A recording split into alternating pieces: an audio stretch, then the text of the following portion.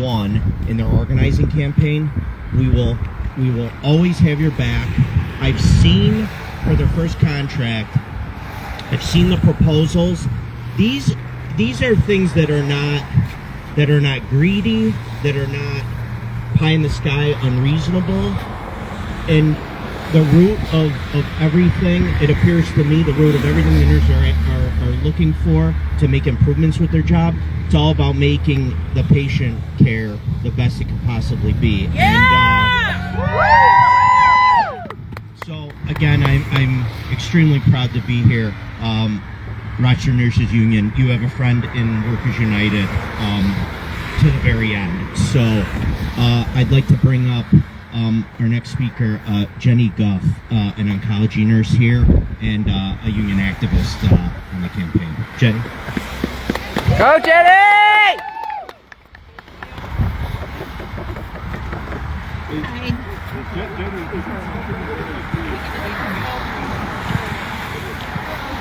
Hi, my name is Jennifer Goff. I would first like to thank you all for being here. It means a lot to us. I've been a nurse at Rochester General Hospital for the past 6 years, and in that time I have seen a slow but steady erosion of the quality of patient care due to a mass exodus of talented, experienced nurses. On my unit, inpatient oncology, we have had to close beds, a measure that has temporarily improved our nurse-to-patient ratios, but puts further pressure on the ED. We have given chemotherapy late because we just didn't have enough qualified nurses to give it. Imagine anxiously awaiting cancer treatment and being told that you couldn't get it today. You had to wait until tomorrow, or the next day, or the day after that. These delays extend already expensive hospital stays and have potentially detrimental effects on treatment outcomes. All through the pandemic, we were called heroes over and over again. You relied on us to care for you and to keep you safe, but there are too few of us left, and we are only human. We need your help. Our union has provided hospital management with a solid collection of proposals aimed at recruiting and retaining staff nurses. We hope that with the support of our community, we will secure a contract that puts patient care and the well-being of healthcare workers first. Thank you. I'd like to introduce Abby Rice. She is a CNL on the inpatient psychiatric unit. Hi, my name's Abby Rice. I work on the inpatient psych unit as a clinical nurse leader. I actually initially voted no to unionizing because of the union busting that the hospital did. They made a lot of false statements that made nurses scared to unionize, and so I actually voted no, but then upon meeting all of these wonderful people and hearing their stories about bad patient care, how could you not support them and stand with them? So I'm here today.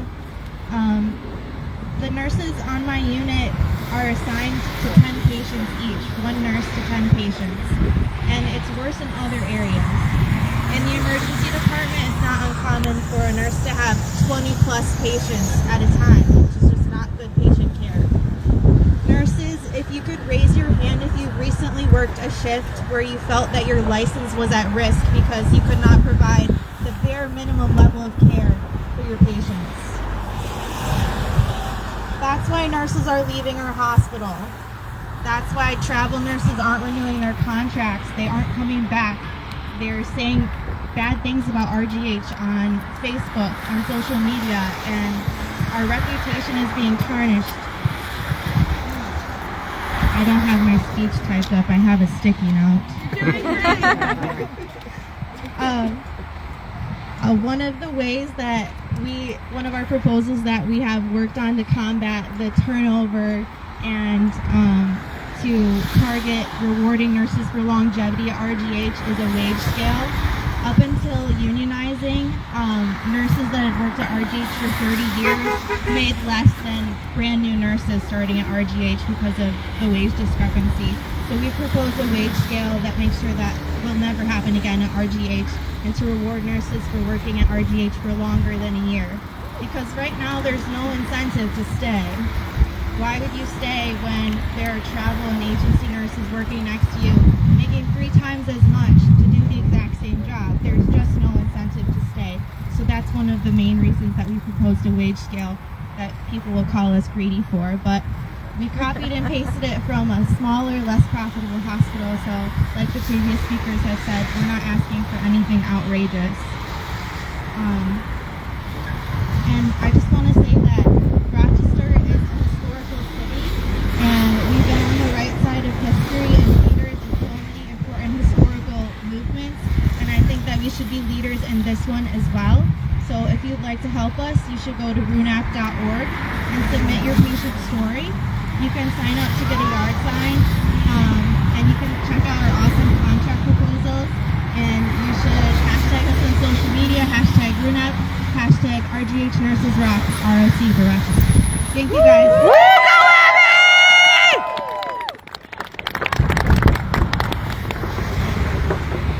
Colleen Shields, NICU.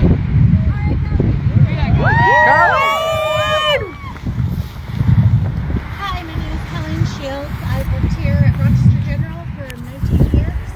I have been in the NICU for the last 4, and I've seen a very slow and steady decline in the number of nurses available at the bedside. In the entire maternal ward, we have lost upwards of 40 nurses and over 400 years of experience that's left the bedside. No matter what we do, hiring new grads, we can't replace that level of experience. My own mother was in the ED here after falling at home. She spent 3 days in a chair in the hallway. She's 78 years old. She also fell again while she was there because no one was there to help her get her to the bed. We need to do better by our patients. That's what we're looking to do. So we hope that all of you can help support us in getting a fair contract. Thank you. And I'm going to introduce Our very own docs was in a chair in the hallway for days as well when he had a stroke. In the medical assistance It's community. horrific. I've been at RGH for nearly 20 years now.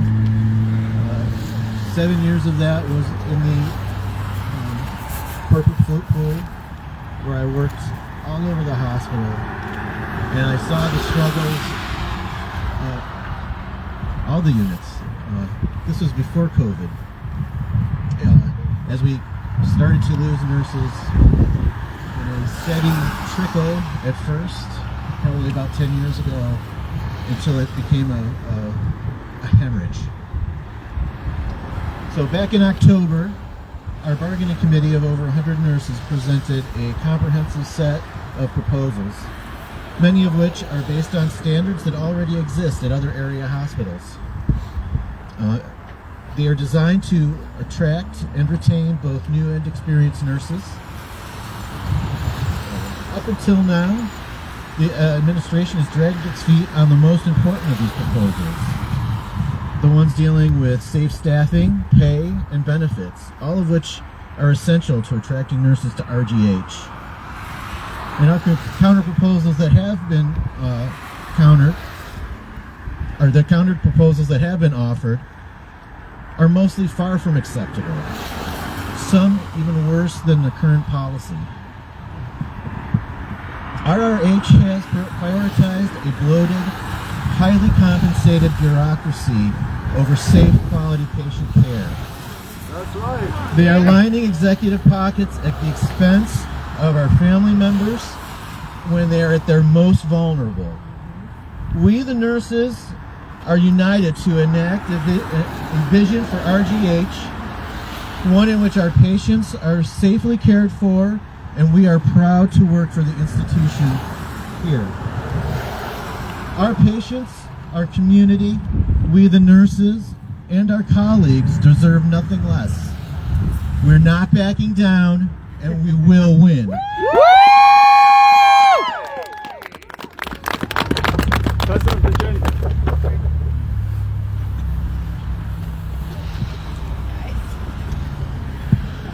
I'd like to introduce Lynn Blaze, President of United Nurses and Allied Professionals and VP of NENA, Northeast Nurses Association.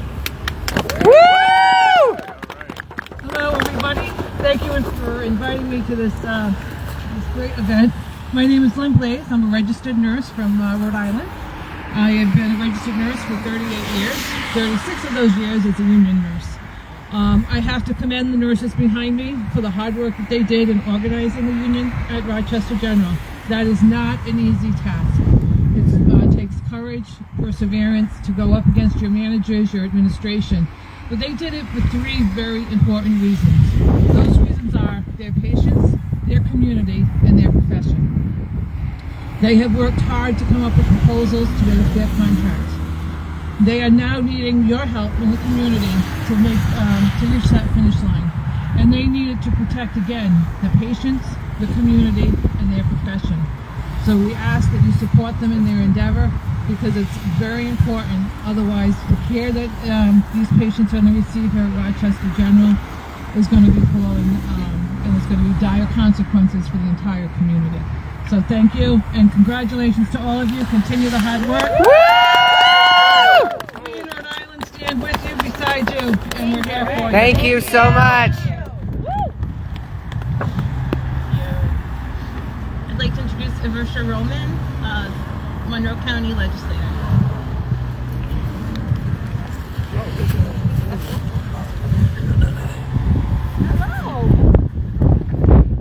Hello, everyone. Hello. I'm thrilled to stand beside you as you fight for pay equity, as someone who continues to fight for pay equity in our community. I stand alongside you, as well as the entire Democratic caucus in the Monroe County Legislature. We're here to support you, support your creation of a union, and ensure that our patients are being cared for. I can tell multiple stories of my own family being cared for here, and the gut-wrenching hit that is occurring to the community right now because of how poorly staff is being treated is unacceptable. So That's right. Thank you for having me. I stand alongside you, and we're here to support. All right, thank you. Thank you. All right. Susan Hughes, Monroe County Legislator. Hughes Smith. She was at the union meeting. The one Good that we afternoon, accepted the award for. everybody. I'm Susan Hughes Smith, and I'd like to thank my colleagues in the legislature for joining me. Legislator Baines, Burgess, Salvecchio Hoffman, Roman, and Vasquez Simmons were all able to come out here today because your story is the story of Rochester. This is not a story about a pandemic. This is a story of consistent, decades-long disinvestment. It's a story of management with a short-sighted view causing long-term problems. We have 7 local colleges with nursing programs. We have students who graduate wanting to stay here in Rochester, and yet Rochester General Hospital has massive vacancy problems. There is no reason for this problem. Graduates are not taking jobs here because the pay and working conditions are simply not adequate. Instead, the administration is choosing to pay traveling nurses triple what they will pay their own staff nurses. It is not right. This disinvestment is not just bad for the nurses, it's bad for the patients. This disinvestment is bad for Rochester. Traveling nurses are not buying homes here in the Rochester region. They're not paying taxes here in the Rochester region. The administration can choose to solve this crisis by listening to the frontline experts, the nurses. Right. They can invest in their skilled and committed staff.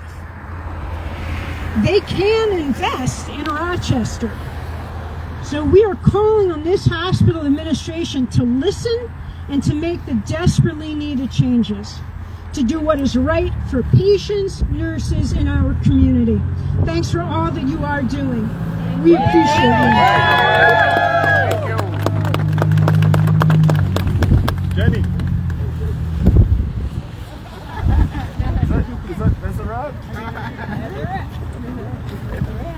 That's a wrap. Thank you so much for coming. Woo!